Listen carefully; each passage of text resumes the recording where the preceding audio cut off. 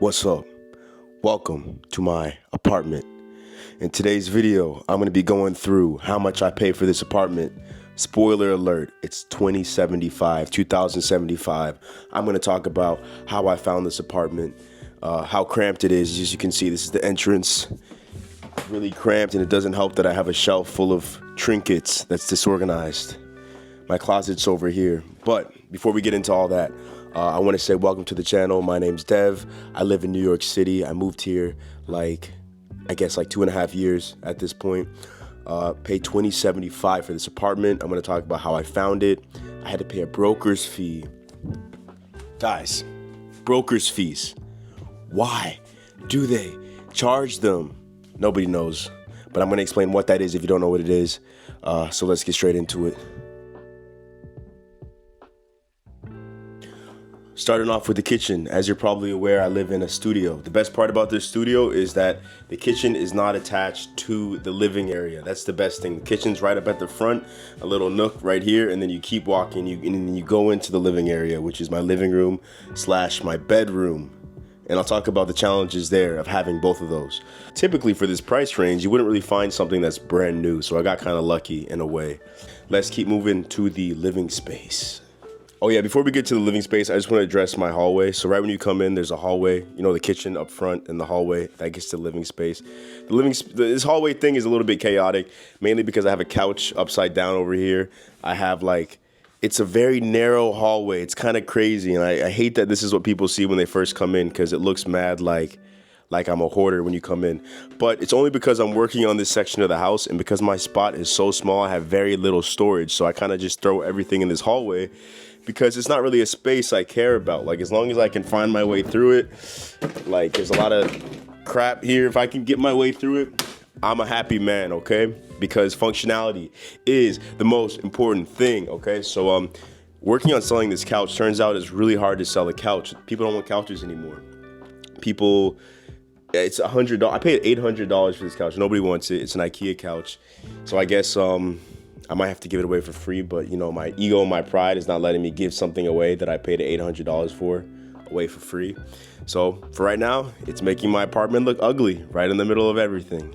Getting into the apartment, this is really my pride and joy. I love it. This is the part that makes everything look good. So first of all, one of the challenging parts about having an apartment, especially a studio in New York City, is entertaining people, having space, making your living space not look like a bedroom, and then also making it look like a living room at the same time. So what I did was I bought this massive couch, good for entertaining, and then I have a little dining table back here, which I can have some dinner at, and also just have a dining table. I feel like you need a dining table in the house. You can't eat everything at the sofa. I mean, you could, but come on, we gotta have some class here, and class for me is eating at a dining table.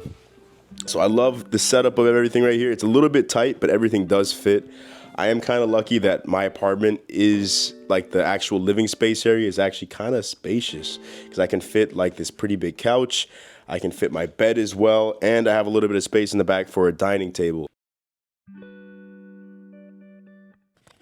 Now for the part that everyone loves, let's go over the costs of all the different things that I pay for. So first thing is my rent. I pay $2,075 for this apartment. And that includes, that's just the flat fee for the apartment. After that, I pay for internet, I pay $40 a month. So that's with Optimum. And then my electricity bill ranges with Con Edison in New York City, but that goes from at least 100 to 120 a month. And those are my fixed costs for the apartment alone and with the bills. But another thing is that I also have a car. I drive a car in New York City, and to have a car, some buildings have parking spots, a lot of them don't. So when I was looking for an apartment, I tried to find a place that definitely did have a parking spot, and they charged me an additional $250 for that parking spot, which is actually it's not bad. It's a good deal. So I pay $250 plus the $20.75, and that brings me to okay, Google, what's $250 plus $75? It's $325. It's $325. I knew that, but I just wanted to check. So it brings me to $2,325 is how much I pay for rent every month, including the parking. But of course, parking is not mandatory. You can take that off and save some more money. And those are my hard costs that I pay for my apartment in New York City. Let's get down to business. What is a broker's fee? So pretty much when you're looking for an apartment, some apartments are going to be no fee and some apartments are going to have a broker's fee. All that means is that like the agent who's like showing you the apartment, you're paying him for his work and showing you the apartment. So basically like a building landlord, they hire an agent, and instead of them paying that person, you're paying that person.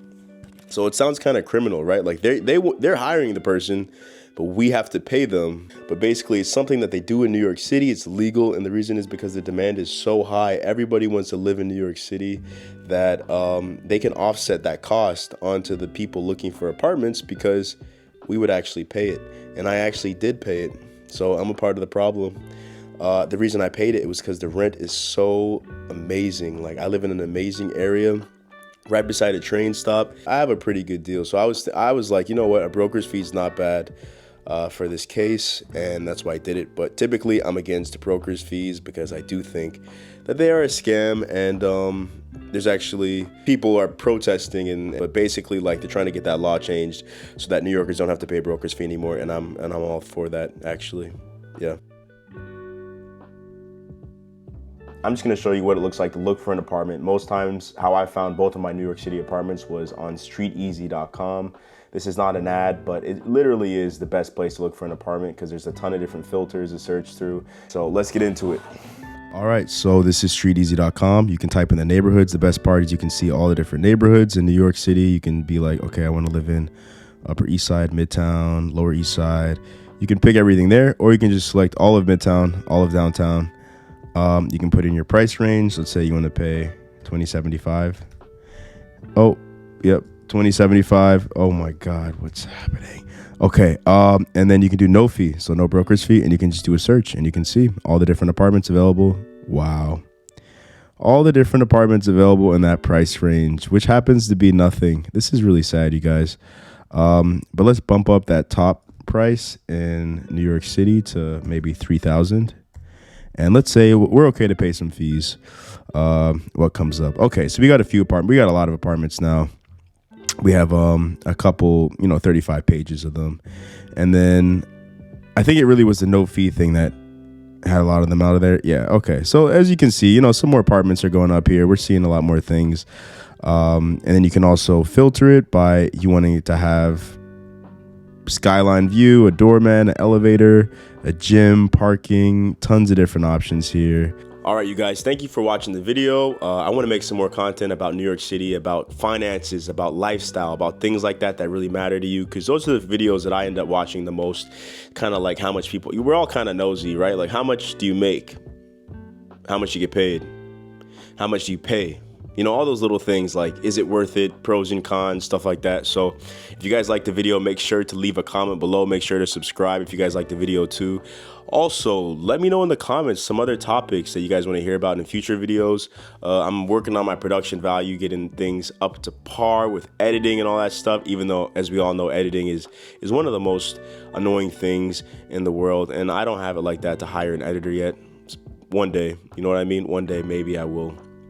All that being said, thanks for watching, and I will see you guys in the next video.